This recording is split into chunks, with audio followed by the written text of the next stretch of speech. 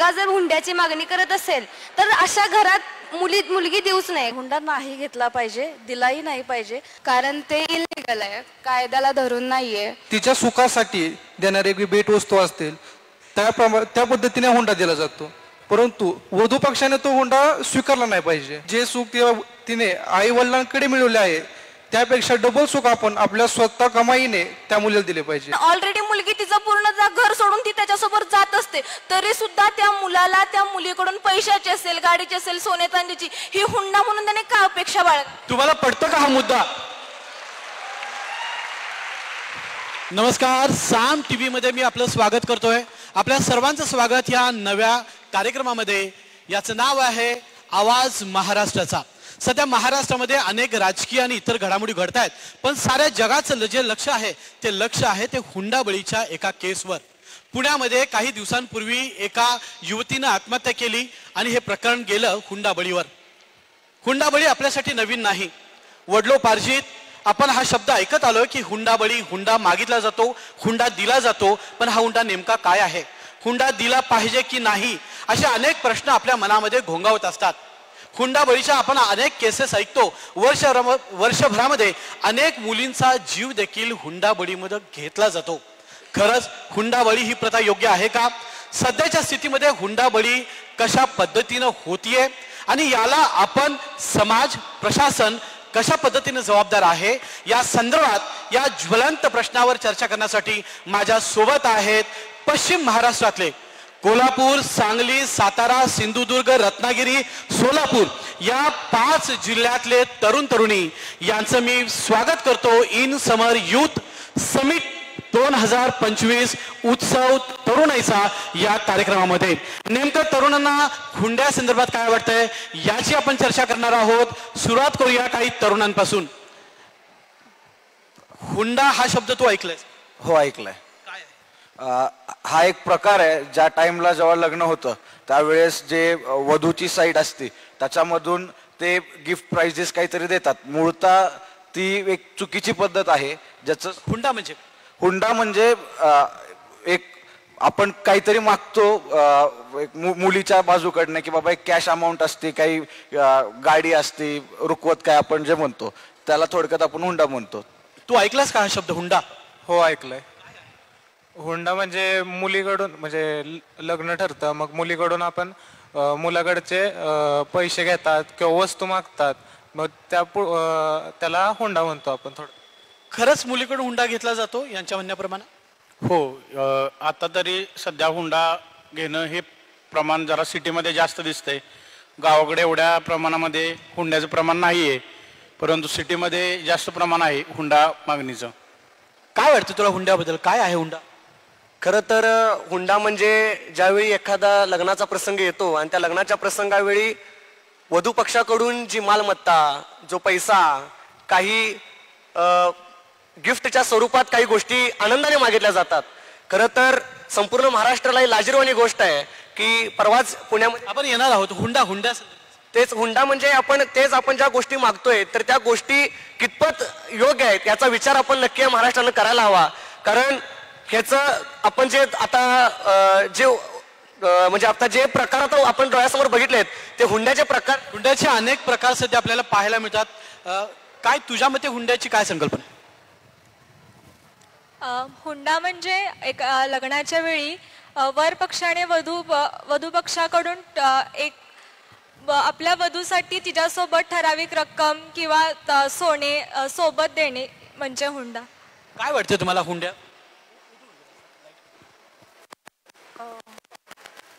हुंडा हा नाही घेतला पाहिजे. हुंडा म्हणजे काय? हुंडा म्हणजे अशा प्रकारची मागणी की लग्न ठरल्यानंतर नवरी मुलीकडून नवऱ्या मुलाने काहीतरी वस्तू मागणे, भेटवस्तू मागणे, सोने म्हणा, दागिने म्हणा किंवा मोठ्या मोठ्या कार, गाडी, टू व्हीलर अशा प्रकारची जी मागणी केली जाते त्याला हुंडा. तुमच्या संबंधित कोणी हुंडा मागितल्याचं आठवते का तुम्हाला? मागितला होता पण बाबांनी सरळ नकार दिला. आणि काय वाटतं तुम्हाला हुंड्या संदर्भात? हुंड्या संदर्भात म्हटलं तर नाही, हुंडा नाही घेतला पाहिजे, दिलाही नाही पाहिजे. आता आई वडील काय करतात मुलीचे की स्वेच्छेनं देतात.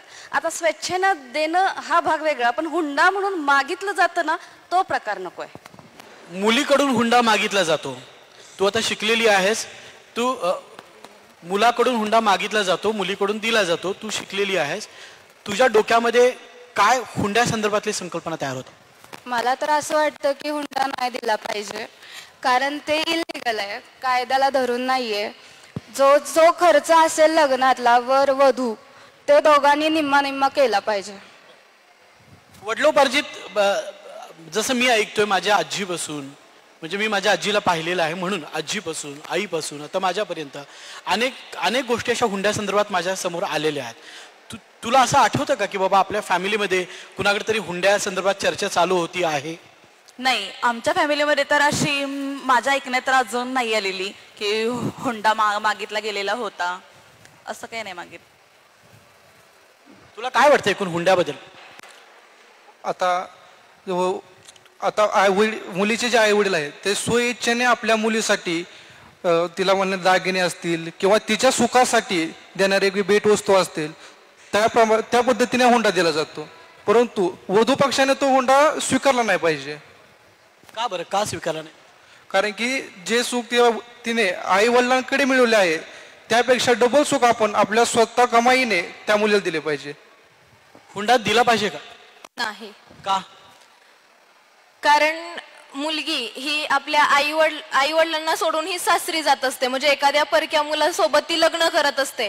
मग असं नाही की हुंड्यासोबत ज्या वस्तू आपण दिल्या जातात मुलींना, मग असं नाही की त्या मुलाकडे त्या वस्तू नाहीत, मुळात त्या वस्तू त्या मुलाकडे सगळ्या असतात, तरी सुद्धा मग मुलीकडून त्या गोष्टी का घ्यायच्या असं मला वाटतं. कारण ऑलरेडी मुलगी तिचं पूर्ण घर सोडून ती त्याच्यासोबत जात असते, तरी सुद्धा त्या मुलाला त्या मुलीकडून पैशाची असेल, गाडीची असेल, सोने चांदीची ही हुंडा म्हणून त्याने का अपेक्षा बाळग. तुम्हाला पडतं का हा मुद्दा? बरोबर आहे, मुली आपलं आयुष्य पणाला लावतात, दुसऱ्याच्या घरी जातात आणि त्याच मुलीच्या आईबाबाकडून हुंडा मागितला जातो. आणखी काही तरुण आहेत, काय वाटतं तुला, हुंडा दिला पाहिजे का? नक्कीच हुंडा दिला नाही पाहिजे, कारण आई वडील आपले आयुष्यभराची कमाई एका आपल्या स्वतःच्या मुलीच्या लग्नासाठी लावतात आणि तरीही आपण त्यांच्याकडून काही दागिने पैसे या स्वरूपात मुलगी मागत असतो. तर आताच्या कोणाप्रमाणे जपलेली मुलगी त्यांनी दुसऱ्यांना स्वाधीन करत असत. त्यापेक्षा मोठी कोणतीही गोष्ट नाहीये, हुंड्यापेक्षा मोठी गोष्ट आहे ही की हुंड्यापेक्षा दुसरी मोठी गोष्ट म्हणजे मुलगी आहे, त्या मुलीला मागताना हुंडा मागावा? अजिबात नाही. कारण एखादा बाप आपल्या मुलीसाठी अख्खी हयात खर्च करतो की माझ्या मुलीचा विवाह चांगल्या घरी व्हावा, तिचं पुढे भविष्य उज्ज्वल व्हावं, यासाठी तो रात्रंदिवस काबाड कष्ट करून तिच्यासाठी संघर्ष करत असतो आणि कुठेतरी पै जमा करून तिच्या विवाहासाठी खर्च साठवत किंवा पैसा जमवत असतो. आणि अशा प्रसंगात जर वरा पक्षाकडून वधू पक्षाकडे हुंड्याची मागणी जर केली असेल तर माझ्या तमाम महाराष्ट्राच्या जनतेला विनंती आहे की तुमची मुलगी त्या घरात कधीही सुखी राहणार नाही. तू सुद्धा आता लग्नाला आलेला आहेस, तुझ्या ड्रेसवरून वाटते की तू नवरदेव आहेस, खरं तर असा गेटअप करून आलायस. काय तुझ्या मनात आहे होणारी भावी पत्नी आहे तिच्या संदर्भात? तर मी कोकणातून आलोय, आमच्याकडे अशी परंपरा आहे की नारळ आणि मुलगी एवढंच घेतलं जातं. तर सुदैवाने मला अभिमान वाटतो की मी कोकण भूमीचा आहे आणि आमच्याकडे नारळ आणि मुलगी एवढंच घेतलं जातं. हुंडाबळीचा एकही प्रकार आमच्या कोकणात घडत नाही. मी जाहीरपणे साम टीव्हीच्या मंचावर मला अभिमान वाटतो हे सांगायला. निश्चित सर्वच जिल्ह्यांमध्ये खरं तर बेटी सोबत नारळ फक्त द्या असं म्हणतात. आपण सुरुवात करूयात. फक्त नारळ आणि मुलगी चालेल का? चालेल. कारण हुंडा म्हणजे फक्त मुलगी सोडून जे काही घेईल, म्हणजे त्यात जेवण जरी असेल किंवा तिला देणारा संसार सेट वगैरे काही असेल, तो सगळं माझ्या मते हुंडामध्ये येतो. मुलगी आणि नारळ. तुम्हाला मुद्दा पटला तर टाळ्या वाजवायच्या, नाही पटला तर हात करायचा. मी तुमच्यापर्यंत येणार आहे. काय वाटते, तू हुंडा घेणार का? मी हुंड्याच्या विरोधातच आहे. हुंडा हा कायद्याने देखील गुन्हा आहे आणि माझं मत आहे की तुम्ही जेव्हा एखाद्या मुलग्याला तुम्ही सुपूर्त करता त्यावेळी तुम्ही ही मुलगीची किंमत ही न मोजण्या इतकी अमोल आहे. बरोबर आहे. मग त्यामुळे माझं मत आहे की तुम्ही सोन्यासारखी मुलगी ज्यावेळी तुम्ही त्याला देत असता त्यावेळी त्यांची का अपेक्षा पाहिजे की अजून आम्हाला सोनं पाहिजे. त्यामुळे माझी अपेक्षा आहे की तुम्ही आधीच त्यांना क्लिअर करावं की आम्हाला कोणताही एकही रुपया आम्हाला देता येणार नाही. पण आई वडिलांची अपेक्षा असते की सुनेकडून हुंडा मिळावा. अपेक्षा ज्या व्यक्तीच्या ज्या घरात असेल त्या अपेक्षा कधीही न संपणाऱ्या असतात. त्यामुळे तुम्ही आज जरी 2 तोळे सोनं दिलं तर परत त्यांची ती अपेक्षा तिथे संपेल किंवा नाही हे त्या घरावर डिपेंड करतं. आणि माझं मत आहे तुमची मुलगी आहे, तुमचे लाड असतील, तुमचं प्रेम असेल हे तुम्ही त्यांना द्या. पण ज्यावेळी तुम्ही बोली करत असता लग्नाची किंवा ज्यावेळी तुमचं बोलणं सुरू असतं त्यावेळी तुम्ही एक क्लिअर करा की आम्ही काहीही देणार नाही. तुमची हाऊस माऊस ही नंतर तुम्ही लग्नात तुम्ही स्वतः करू शकता. नाही, पण आजच्या जमान्यामध्ये हुंडा न घेता लग्न करणं शक्य आहे का? कारण तरुणांकडे नोकऱ्या आहेत का? आई वडिलांच्या अपेक्षा थांबवता येतील का? काय वाटते तुला? काय वाटते, घेशील का? नाही, मी नाही घेणार. नाही, मी नाही घेणार हुंडा. काय सांगशील, हुंडा प्रथा बंद करण्यासाठी काय प्रयत्न करशील? आता आपण बघतो तर डावरी आणि हुंडा आपल्याकडे जे भेटतायत ते आपण एक ट्रान्झॅक्शन सारखं ट्रीट करतोय, जे आपल्याला गरज नाही. कारण की पोरगी भेटते ना आपल्याला, मेन काय इथं की आपल्याला प्रेम भेटतंय, पैसा नकोय, हे मेन आहे माझं. हुंड्या संदर्भात अनेक प्रश्न खरं तर उपस्थित होत आहेत. मुद्दाम सुरुवातीला मुलांनाच प्रश्न विचारतोय, नंतर मुलींकडे मी जाणार आहे. काय वाटतं तुला हुंड्या संदर्भात? हुंडा हा घेतला नाही पाहिजे, कारण की हुंडा घेणं म्हणजे मूळ जी म्हणजे वर आहे, नवरदेव आहे, त्यानं सावध झालं पाहिजे की आपल्या पुरुषार्थावर प्रश्नचिन्ह निर्माण होते की आपण हुंडा का घेतला पाहिजे. आपण जी गोष्ट तयार करू शकत नाही ती आपल्याला मिळते, मुलगीच मिळत नाही म्हणून मुलगीच घ्यायची, हुंड्याची कशाला अपेक्षा करायची, आपण सगळ्या गोष्टी मिळवू शकतो. मग ह्या विरोधात माझं मत आहे की हुंडा घेतला नाही पाहिजे, आपल्या पुरुषार्थ आपण व्यवस्थित ठेवला पाहिजे, जपला पाहिजे. पण हुंडा घेत नाही म्हणत असताना आपल्या कुटुंबातील अनेक सदस्य असतात, ते मात्र वेगवेगळी बोलणी करतात, स्प्लेंडर मागतात, फॉर्च्युनर मागतात, फ्रीज मागतात, सोनं मागतात, जमीन मागतात. तुला काय वाटतं, हे घेतलं पाहिजे का?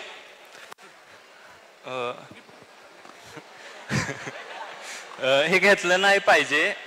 जर त्यांना स्वइच्छेनं देत असेल तर घेतलं पाहिजे, नाहीतर जबरदस्तीनं घ्यायचं नाही असं मला वाटतंय.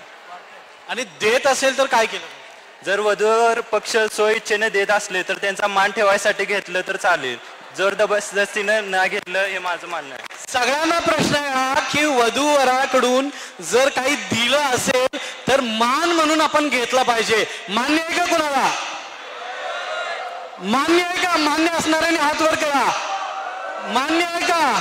मान्य आहे. अनेक लोकांना मान्य आहे. विचारूयात आपण. घ्यावं का? बोला. वधूकडून जर दिला तर तू घेणार नाही?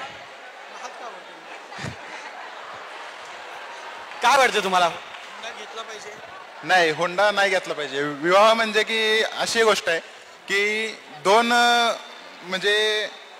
विचारांची लोक एकत्र येतात आणि त्यांच्या पुढील वाटचालीसाठी त्या ठिकाणी ते एक नवीन विवाहाच्या रूपानं ते एक नवीन सुरुवात करतात. त्यामुळं हुंडा हा न घेताना चांगला, कारण त्यामुळं दोन्ही पण घराची म्हणजे मन म्हणतो आपण ते व्यवस्थितरित्या येऊन पुढे संसार त्यांचा व्यवस्थित चालू शकतो. हुंडा नाही घेतला पाहिजे असं अनेकांचं मत असताना एका बाजूला आपल्या लक्षात येतं की बाबा सामाजिक प्रतिष्ठा जपण्यासाठी आपल्याला काहीतरी दिलं पाहिजे अशी भावना अनेक मुलींच्या वडिलांच्या कुटुंबांकडे असते. तर त्यावेळी नेमकं काय केलं पाहिजे? काही आता मुली आहेत, आपण सोबत बातचीत करणार आहोत. तुला काय वाटतं, एकूणच हुंडा दिला पाहिजे का? नाही दिला पाहिजे हुंडा. कारण का तिकडं त्यांची मुलगी म्हणजे सुखानं राहत असते, त्यामुळे त्यांनी असं नाही दिला पाहिजे हुंडा.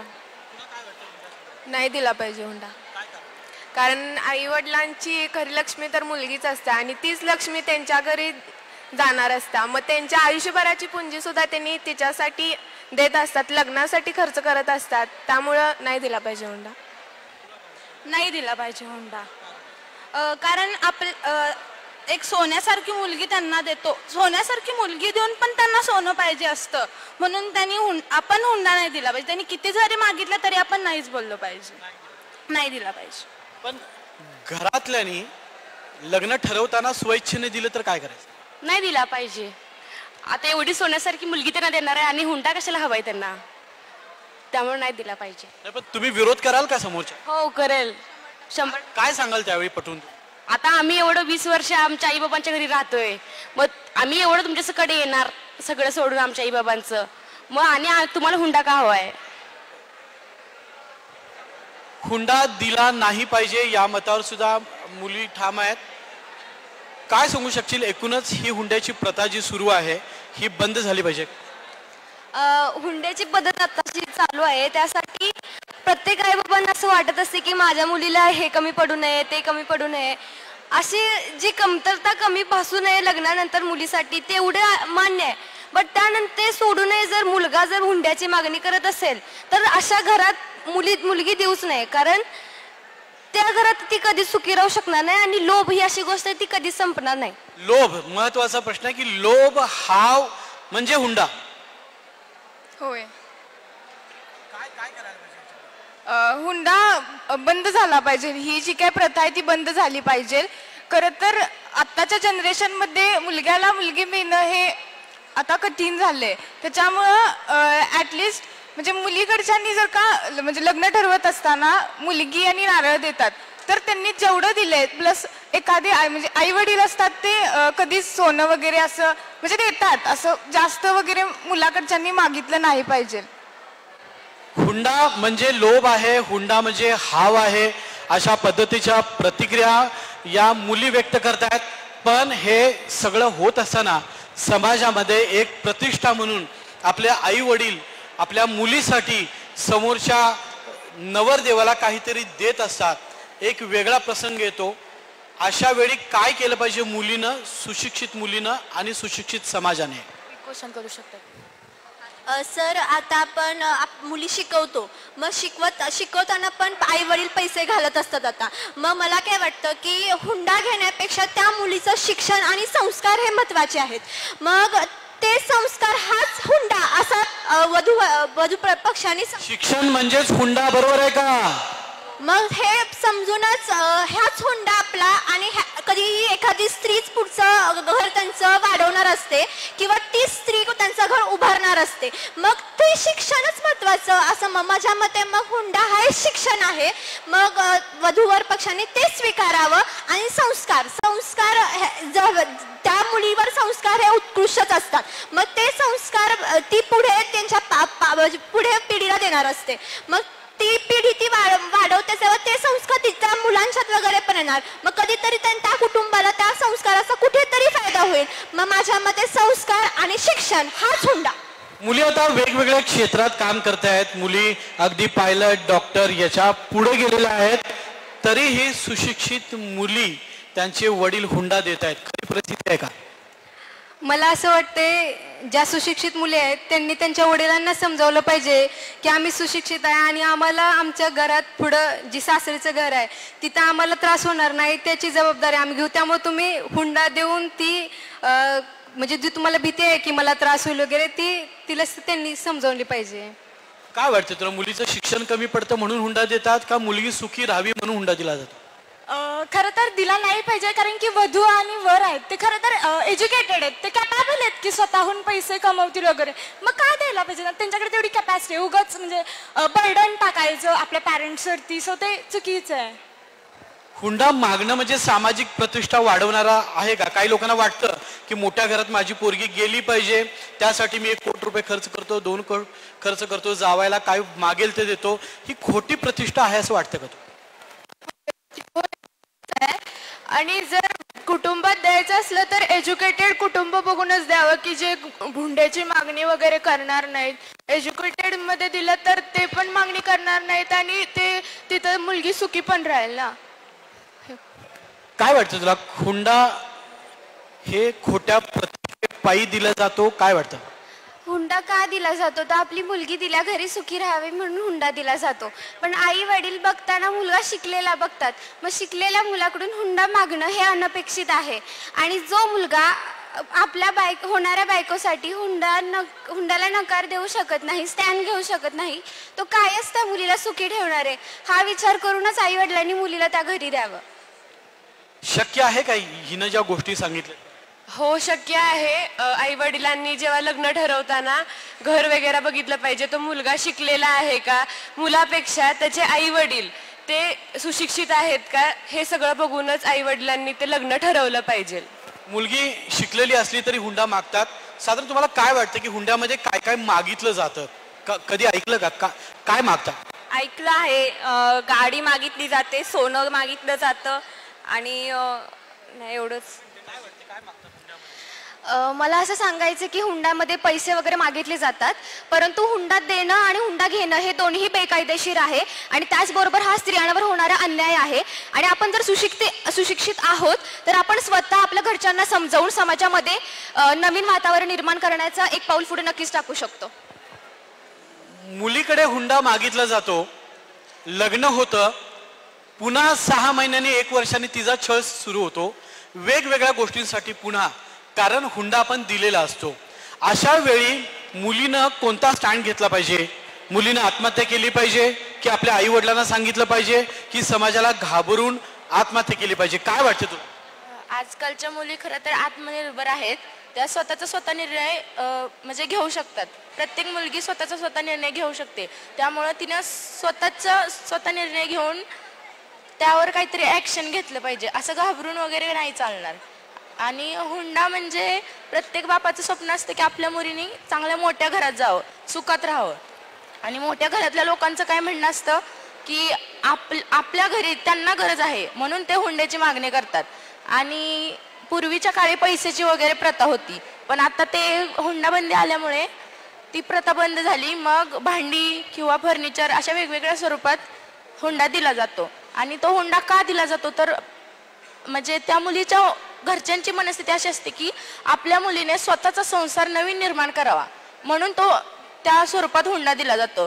पण जर संसार जर दोघांचा असेल तर मुलीने एकटीनेच का हुंडा द्यायचा, मुलीने एकटीनेच का संसार सावरायचा सगळा, असं म्हणून हुंडा दिला जातो, हुंडा स्वीकारला जातो, नंतर हुंड्यासाठी पुन्हा मुलीचा जाच सुरू होतो. आत्महत्या हे शेवटचं पाऊल योग्य आहे का? नक्कीच नाही, कारण पहिली चूक जी झालेली असते लग्नातच हुंडा दिला जातो. ज्या वेळेला मुलीचे आई वडील स्वइच्छेने मुलीला काही कमी पडू नये सासरी गेल्यावर म्हणून जे थोडेफार देतात सोनं चांदी तिथंपर्यंत ठीक आहे. पण आपल्या महाराष्ट्रात जी पद्धत आहे की तुमच्या मुलीचं आमच्या मुलासोबत लग्न लावून देतो, पण आम्हाला ही गाडी हवी, एवढं तोळं सोनं हवं, ते जर तिथेच आपण नकार दिला तर नंतर दुसरी चूक होणार नाही, नंतर काही मागितलं जाणार नाही आणि आत्महत्येचा प्रश्न उद्भवणार नाही. मुलीचा जेव्हा छळ सुरू होतो, घरामध्ये मुलीचा छळ सुरू होतो, तर तिनं पहिलं काम काय केलं पाहिजे? आई वडिलांना सांगितलं पाहिजे आणि त्यांना समजून सांगितलं पाहिजे. असं होतं तिने न सांगितल्यावर कसं की मग ती स्वतःलाच करते, ती आधी बाहेरचा विचार करते की लोक काय म्हणते. घरच्यांना जरी सांगितलं तरी मग त्यांनी पण समजून घेतलं पाहिजे पोरीला. त्यांनी जर समजून घेतलं तरच मग काही सोल्युशन भेटत. तिने नाही सांगितलं घरच्यांना तर मग ती काही स्वतःच जीव देईल. काय वाटतं तुम्हाला, मुलीचा जेव्हा छळ सुरू होतो हुंड्यासाठी त्यावेळी तिनं पहिलं काम काय केलं पाहिजे? तिनं पहिल्यांदा तर 1-2 वेळा समजून सांगितलं पाहिजे. जर नसेल ऐकलं तर मग सरळ 2 मुस्काटात ठेवून द्याव्यात जो कोणी हुंडा मागतोय त्याने. मुलीने पहिल्यांदा तर समजावायला ट्राय केलं पाहिजे. जर नाहीच समजले तर मग आई वडिलांना सांगून अजून कुठले मार्ग आहेत का पाहिले पाहिजे. नाही तर मग कायदेशीर कारवाईसाठी पाऊल उचललं पाहिजे. कायदेशीर कारवाईचा एक विषय या ठिकाणी आलेला आहे. हुंडाबळीच्या केसमध्ये जेव्हा मुलगी एखाद्या ठिकाणी तक्रार करायला जाते, मग पोलीस स्टेशन असेल, सामाजिक न्याय व्यवस्था असेल, मुलीकडे पाहण्याचा दृष्टिकोन कसा असतो? मदत मिळते का? ऑफकोर्स लॉज तर आहेतच त्यांच्यासाठी, पण कुठेतरी एक घाबरतात त्या जायला तिथे. एज्युकेटेड असतील तर जातातही. आय थिंक तो प्रॉब्लेम आहे, एज्युकेटेडचा प्रॉब्लेम आहे. थोडंसं सोसायटीला ते घाबरतात, पण लॉज आहे, कोर्ट आहेच त्यांच्या मदतीला असं मला वाटतं. मुलीनं काय केलं पाहिजे? पहिली तक्रार केली पाहिजे, आत्महत्या केली पाहिजे, कुठलं पाऊल उचललं पाहिजे? तिने कायद्याने काय असेल ते पाऊल उचललं पाहिजे, लोकांचा विचार बी न करता. सुरुवातीला आपल्या आई वडिलांना, भाऊ असेल, मित्र असतील, आणि अन्य समाजातले नातेवाईक असतील यांना विश्वासात घेतलं पाहिजे का? मुलीचा छळ झाल्यानंतर मुलीनं काय केलं पाहिजे? छळ झाल्यानंतर आधी म्हणजे कम्फर्ट ठेवलं पाहिजे, मन तिचं स्टेबल ठेवलं पाहिजे, जास्त कुठल्या गोष्टीचा भाव नाही करता, म्हणजे घाबरून न जाता व्यवस्थित निर्णय घेऊन तिनं आपल्या पालकांना सांगणं, आणि पालकांनी पण नाहीच ऐकलं तर मग डायरेक्ट कायदेशीर कारवाई करणं. मुली फार हळव्या असतात, भावनिक असतात, आई वडिलांची खूप काळजी करतात की आता पर्याय कुठला नाही आहे माझ्याकडे, त्यामुळे मी आत्महत्या करते. हे पाऊल खरंच योग्य आहे का? एक चान्स तिनं आई वडिलांसाठी दिला पाहिजे. तिने एक चान्स आई वडिलांना देणं गरजेचं आहे. आई वडिलांना म्हणजे तेच कम्फर्ट झोन आहेत की आपण त्यांच्यासोबतच शेअर करू शकतो. तिने इतरांना मित्रमैत्रिणींना न सांगता तिने आपल्या आई वडिलांना सांगावं, आणि त्यातून काही ना काहीतरी सोल्युशन मिळतंच. म्हणजे कुठलेच आई वडील आपल्या मुलीचा किंवा म्हणजे मुलीचा कधीच वाईट विचार नाहीत करत. ते काही ना काहीतरी पाऊल व्यवस्थितच उचलतील. मुलीनं शेवटची संधी किंवा शेवटचा चान्स घेतला पाहिजे, आपल्या आई वडिलांकडे गेलं पाहिजे. काय वाटतं तुला, मुलीचा जेव्हा छळ सुरू होतो, हुंड्यासाठी छळ सुरू होतो, त्यावेळी काय केलं पाहिजे? मुलीने समाजातील लोकांना किंवा आजूबाजूची 4 लोक काय म्हणतील याचा विचार अजिबात न करता, खचून न जाता स्वतःसाठी एक स्ट्रॉंग स्टँड घेतला पाहिजे आणि या विरोधात तक्रार केली पाहिजे. आई वडिलांना किंवा जवळच्या व्यक्तींना विश्वासात घेऊन आपल्यासोबत काय होतंय हे सांगितलं पाहिजे. एकूण आणखी काही मुली आहेत या ठिकाणी, मुलं आहेत, आपण त्यांच्याशी बातचीत करण्याचा प्रयत्न करणार आहोत की जेव्हा मुलीचा छळ होतो, हुंडा मागितला जातो, त्यावेळी सामाजिक दृष्टिकोन समोर ठेवून आपल्या आजूबाजूला जर अशा एखाद्या मुलीचा छळ झालेला आहे, होत आहे, असं जर तुम्हाला कळालं तर तुम्ही काय करणार? त्यावेळी ॲक्शन घेणार, त्या स्पेसिफिक कोण त्या मुलीला त्रास देत आहे, पोलीस कंप्लेंट करणार किंवा फॅमिलीकडे तिची जाऊन तक्रार करणार. त्या मुलीचं मनोधैर्य वाढवण्यासाठी तिच्याशी बोलणार का तुम्ही? हो, बोलणार, कारण तिला पण समजून घेतलं पाहिजे नक्की तिचा पॉइंट ऑफ व्ह्यू काय आहे. तुला काय वाटते? नाही, बरोबर आहे ते बोलताय ते, पण आपण कायदेशीरच गेलो पाहिजे जास्त करून, कारण कुणाचं काय ते आपल्याला नंतर माहिती नंतरच कळणार त्यांच्या. निश्चित हुंड्याचा जेव्हा विषय येतो, मुलींचा छळ चालू होतो, त्यावेळी नेमकं काय केलं पाहिजे? मुलीनं कुठला चान्स घेतला पाहिजे? हुंडा पद्धत आता बदललेली आहे. पूर्वी पैसे घेत होते, आता जमिनी घेत आहेत, गाड्या घेत आहेत, सोनं घेत आहेत. हुंड्याची सिस्टीम बदललेली आहे. पण समूह नष्ट होण्यासाठी हुंडा काय केलं पाहिजे? I don't know. हुंडा ही पारंपरिक पद्धत आहे, ती थांबेल की नाही थांबेल हे अजूनपर्यंत आपल्याला कळणार नाही. पण मला मुलींना एक सांगायचं आहे की ज्यावेळी आपल्याला हुंड्याची मागणी येत असेल तर तुम्ही बिनधास्त मध्ये राहा, कारण आपण त्या मुलाची किंमत मोजत आहोत, मुलीची नाही. कारण त्या जे आई वडील मुलाला शिकवलेले असतात ते त्या मुलाची किंमत मोजत आहात त्या मुलीसमोर. मला एवढंच सांगायचंय. हुंडा पद्धत बंद झाली पाहिजे. हो, हुंडा पद्धत बंद झाली पाहिजे, कारण यामुळे जेवढा त्या आई वडिलांचा आर्थिक नुकसान होतं तेवढंच मानसिक नुकसान सुद्धा होत आहे. हुंडा पद्धत बंद न झाल्यामुळे कितीतरी मुली आत्महत्या करत आहेत. म्हणजे तो एक बाप आपल्या मुलीला आपल्यापासून लांब करतो आहे. मग या गोष्टी कुठेतरी थांबणं गरजेचं आहे.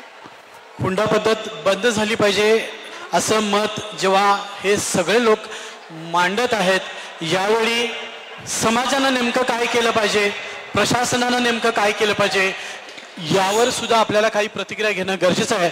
मी समारोपाकडे येत असताना मी पुन्हा एकदा या तरुणांकडे येतोय की हुंड्याची पद्धत बंद करण्यासाठी शासनानं, समाजानं काय केलं पाहिजे असं तुला वाटतं? आता तुम्ही भरपूर जिल्ह्यांचं मत तुम्ही जाणून घेतलंय आणि आता तुम्ही सांगली जिल्ह्याकडे वळलाय. सगळ्यांचं मन तुम्ही ऐकलं, त्यांनी सगळ्यांनी मत मांडलं. एक म्हण सांगते, सगळ्या मुलींसाठी ही सिच्युएशन उभी राहते की दिसतं तसं नसतं म्हणूनच जग फसतं. कारण एक मुलगी हर एका सिच्युएशन मध्ये अडकलेली असते. म्हणून आता ती एक हुंडा ही पारंपरिक एक पद्धत आहे. मग आत्ताच्या सिच्युएशन मध्ये त्या मुलीनं एक स्टॉप घेतला पाहिजे की यार मी माझं राईट का थांबू, तिनं हर एक सिच्युएशन ती पार पाडली पाहिजे, हर एका सिच्युएशन मध्ये उभी राहिली पाहिजे. तिला कुठलीच आता तिची इज्जत जातीये तर आपण का थांबवावं? तिनं हर एक कंप्लेंट केली पाहिजे, तिनं उभं राहिलं पाहिजे, तिनं अख्ख्या जगाला जाणून दिलं पाहिजे की यार माझी चूक नसताना मी का ती चूक मान्य करू. माझ्या आई बापांनी काहीतरी करून मला मोठं केलंय, पैसे कमवलेत, माझ्यासाठी खूप काय काय केलंय त्यांनी, तर मी त्यांना कशाला खाली पाडू. असं त्या मुलीनं एक ध्यानात ठेवलं पाहिजे की आपण इथपर्यंत आलोय तर आपण त्या मुलासाठी किंवा तो मुलगा आपल्याला छळ करतोय म्हणून आपण आपलं आयुष्य का थांबवावं, आपण आपल्या आई बापाची स्वप्न का खाली पाडावी हे आपण ध्यानात ठेवलं पाहिजे. तर सरकारांनी म्हणजे जर मुली तशा सिच्युएशन मध्ये असतील तर त्या स्वतःहून उभं राहावे हे माझं मत आहे. सध्या मुलींना फार महत्व आहे, लग्नाला मुली मिळत नाहीत, पण अशा परिस्थितीत सुद्धा समाजातले काही घटक मुलींना आत्महत्या करायला लावतात. मुली शिकतात, लग्न करतात, त्यांचा छळ होतो, पण अशा वेळी मुलींना जेव्हा छळ व्हायला सुरुवात होते त्यावेळी नेमकं काय केलं पाहिजे, आता हे प्रशिक्षण देण्याची गरज आलेली आहे का? पहिली गोष्ट म्हणजे तर मुलींची चूक आहे, कारण त्या स्वतः स्टँड घेत नाहीत. त्यांच्याकडे ती अपॉर्च्युनिटी आहे, त्या स्वतः स्टँड घेऊ शकतात. आई वडिलांनी त्यांना एवढं मोठं केलेलं असतं, लहानाचं मोठं केलेलं असतं, ह्याचा अर्थ असा होतो की त्या तिथपर्यंत पोहोचलेल्या असतात आणि त्या तिथे स्टँड घेऊ शकतात की माझं बरोबर आहे, माझं चुकीचं आहे. आणि राहिला मुद्दा असा तर लोकांचा विचार करणं नाही, लोकांचा विचार सध्या आपण या युगात करूच शकत नाही, कारण ते आपल्याला सांभाळत नसतात. आणि पहिली गोष्ट म्हणजे आई वडिलांना सांगणं वगैरे हे गरजेचं आहे का? तसंही नाहीये, हे गरजेचं नाहीये. मला असं वाटतं की ठीक आहे ते पण सांगावं, पण आपल्याकडे स्टँड असताना आपण पहिला स्टँड घ्यावंच. आपण पहिल्यांदा म्हणजे आपल्याकडं आहे मत मांडण्याची ताकद, तर मग आपण द्यावं, म्हणजे मत मांडावं आपलं. आणि हे आत्महत्या करणे वगैरे ही खूप चुकीची गोष्ट आहे, ही काय बरोबर गोष्ट नाहीच आहे. आणि आपण स्टँड घेतला स्वतः तर आत्महत्या करायची पण गरज लागणार नाही आपल्याला. पण मुली जेव्हा लग्न करून सासरी जातात त्यावेळी त्या शिकलेल्या असतात, त्या स्वतः विचार करत असतात, पण हुंडाची मागणी जेव्हा व्हायला सुरुवात होते त्यावेळी त्यांच्या मनात हा प्रश्न का येत नाही? पहिला येतो की माझं काय होईल, मूल असेल तर त्याचं काय होईल, मी आत्महत्या करेन, माझ्या आई वडिलांचं काय होईल. इथं मुलगी खचली जाते का या विचाराने?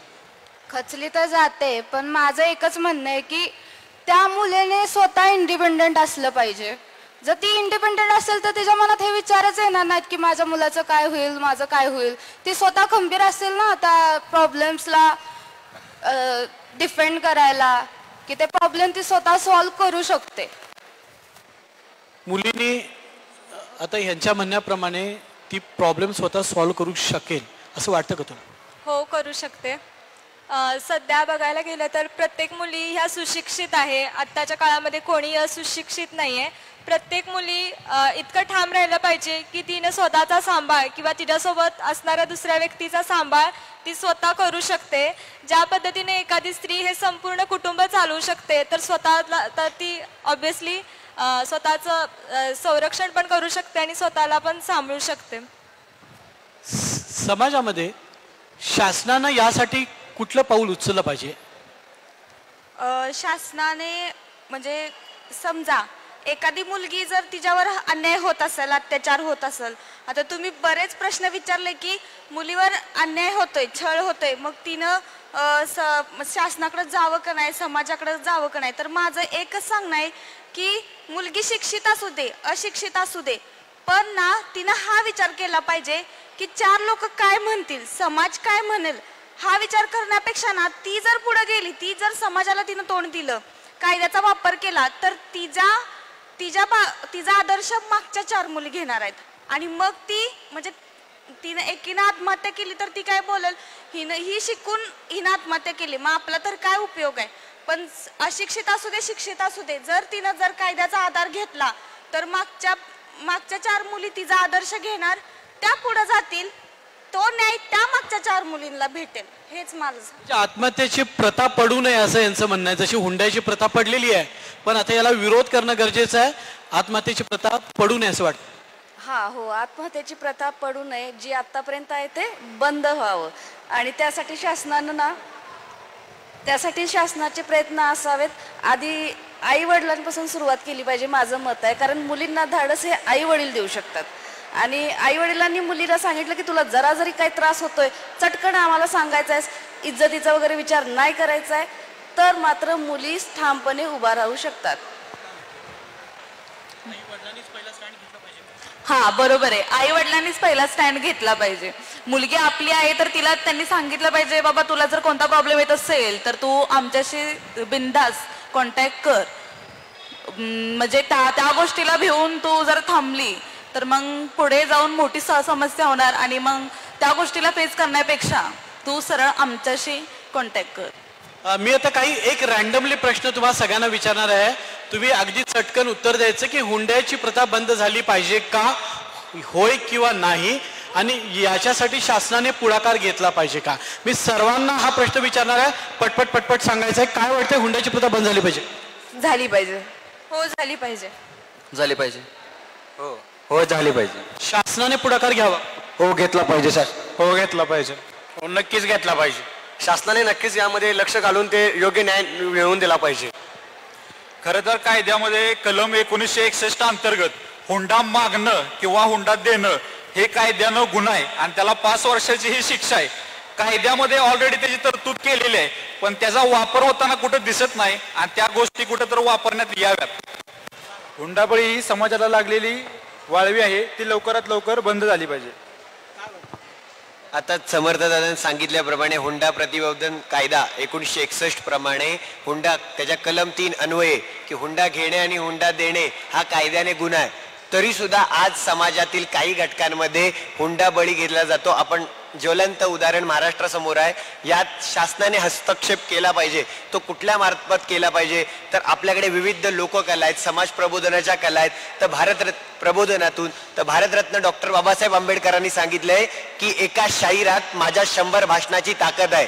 असं स्वतः आहे. आमच्या कोकणात अशा प्रकारे जिल्हा विधी सेवा प्राधिकरण किंवा NSS विभाग आपला इन क्लब यामार्फत अशी लोकशिबिर करून हुंडा घेतल्याबद्दल दिल्याबद्दल काय काय कठोर कायदे आहेत ते समाजापर्यंत पोहोचले जातात आणि त्याबद्दल जनजागृती केली जाते. तर समाजाने अशा NSS विभाग किंवा इन क्लब अशा संघटनेंना ताकद दिली पाहिजे की तुम्ही दारोदारी जाऊन समाज प्रबोधन करा. तेव्हा कुठेतरी तरुण पिढी जेव्हा तळागाळात शोषित वंचित उपेक्षित घटकांपर्यंत पोहोचेल तेव्हा नक्कीच महाराष्ट्र बदललेला असेल. धन्यवाद. हुंडा देणार की घेणार? 100% देणारही नाही आणि घेणारही नाही. हुंडा देणारही नाही आणि घेणारही नाही. हुंडा देणार की घेणार? नाही घेणार आणि देणारही नाही. घेणार पण नाही आणि देणार पण नाही. घेणारही नाही आणि देणारही नाही. घेणारही नाही आणि देणारही नाही. देणार नाही आणि घेणार पण नाही. घेणार पण नाही. तू देणार का घेणार? देणारही नाही आणि घेणारही नाही. निश्चितच आपण साधारण बहुतांश विद्यार्थ्यांच्या प्रतिक्रिया जाणून घेण्याचा प्रयत्न केलेला आहे. समाजामध्ये वडिलोपार्जित हुंडा देण्याची आणि घेण्याची प्रथा चालू आहे. मात्र आता AIचा जमाना आहे. तरुणांच्या आयुष्यामध्ये मोठी कलाटणी होतीये. मुलगा आणि मुलगी हा भेदभाव आता राहिलेला नाही. त्यामुळे माझा मुलगा शिकलेला आहे, नोकरीत आहे, भरपूर कमवतो असं म्हणायची संधी आता मुलांच्या कडून गेलेली आहे. कारण त्यांच्या खांद्याला खांदा लावून आणि वेळ प्रसंगी 2 पावलं पुढे जाऊन मुली सुद्धा अनेक क्षेत्रामध्ये पुढे आलेल्या आहेत आणि स्वतःच्या जिद्दीने, कष्टाने आणि प्रामाणिकपणे समाजामध्ये ठाम उभ्या आहेत. अशा परिस्थितीमध्ये जर त्यांच्याकडे हुंडा मागितला तर तो दिला नाही पाहिजे आणि ज्यांच्या हुंड्यासाठी छळ होतो त्या मुलींचं प्रबोधन केलं पाहिजे असा सूर या चर्चेतून आलेला आहे. त्यामुळे एकूणच गेली 15 दिवस महाराष्ट्रामध्ये जे हगवणे प्रकरण सुरू आहे, वैष्णवीचा जो बळी गेलेला आहे, वैष्णवीच्या पाठोपाठ आणखी काही महिलांचा बळी गेलेला आहे. वर्षाचा जर रेशो आपण पाहिला तर हजारो तरुणी केवळ हुंड्याबाबत छळ झाला म्हणून आपलं जीवन त्याग करतात. आत्महत्या करतात, आपलं जीवन संपवतात. अशा परिस्थितीमध्ये आता आपण हातात हात घालून एकत्र उभं राहिलं पाहिजे आणि या हुंडाबळीच्या प्रत्येविरोधामध्ये उभं राहून समाज प्रबोधन केलं पाहिजे, असंच मत या तरुणाईनं व्यक्त केलंय. कॅमेरामन सचिन सावंत सोबत मी रणजित माजगावकर, साम.